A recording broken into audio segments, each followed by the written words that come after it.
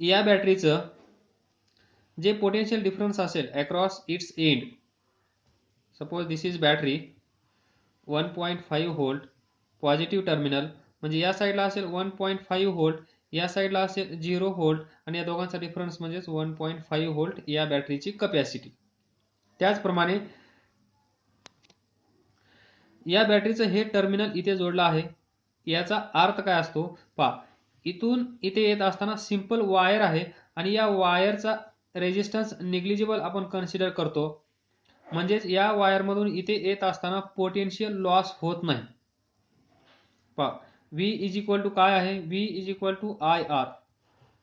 एवढा करंट जात असेल, एवढा रेजिस्टन्स तिथं अवेलेबल असेल तर एवढा ड्रॉप होत असतो.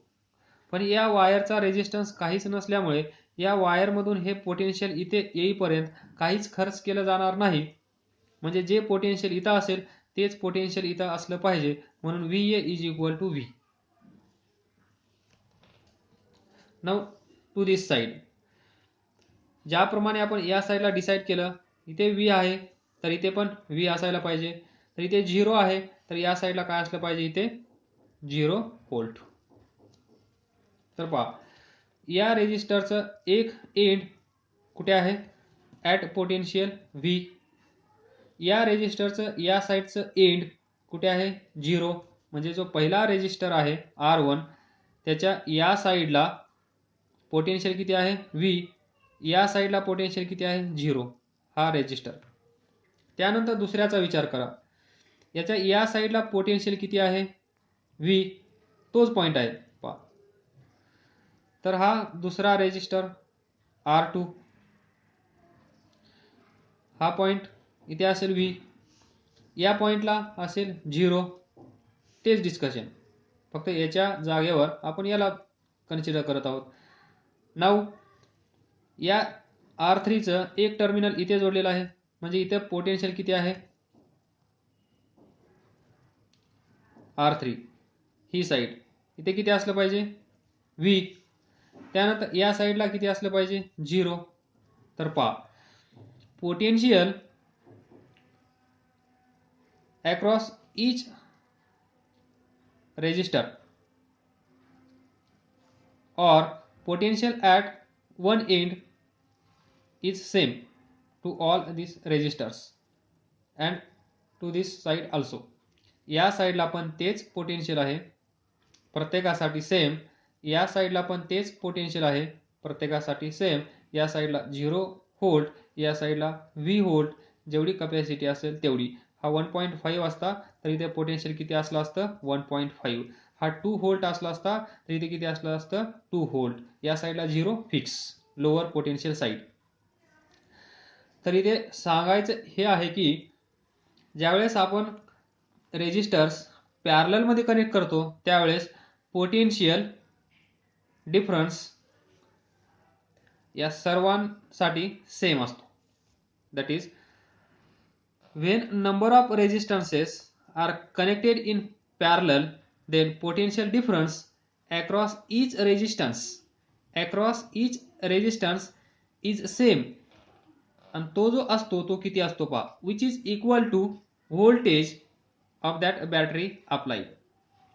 पहा या साईडला V आहे, याचा पोटेन्शियल डिफरन्स किती असेल V मायनस 0 V, यांचा पोटेन्शियल डिफरन्स किती असेल V मायनस 0 V, यांचा पोटेन्शियल डिफरन्स किती असेल V मायनस 0 V.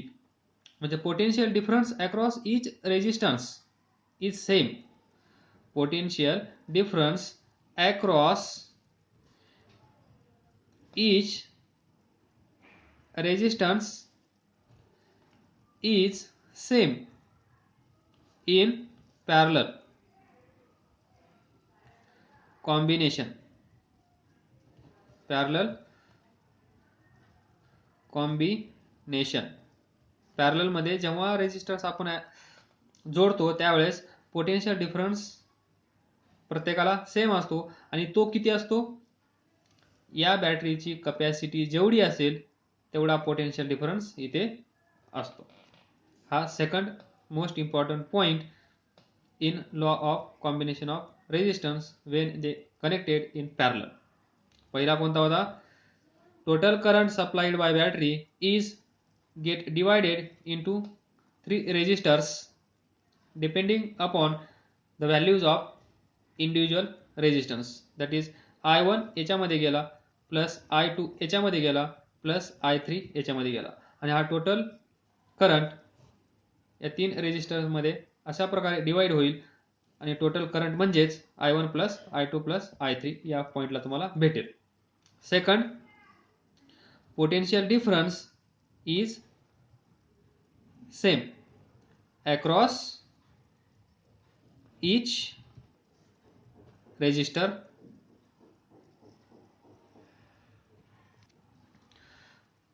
तर पहा या लेक्चरमध्ये कोणते कोणते पॉइंट्स महत्त्वाचे आहेत. पहिला, इक्विव्हॅलंट रेजिस्टन्स कसा भेटतो 1/R1 प्लस R2. नंबर 2, यांच्यामध्ये जो इक्विव्हॅलंट भेटणार आहे R इक्विव्हॅलंट हा कसा असतो less than R1 where R1 is less than R2.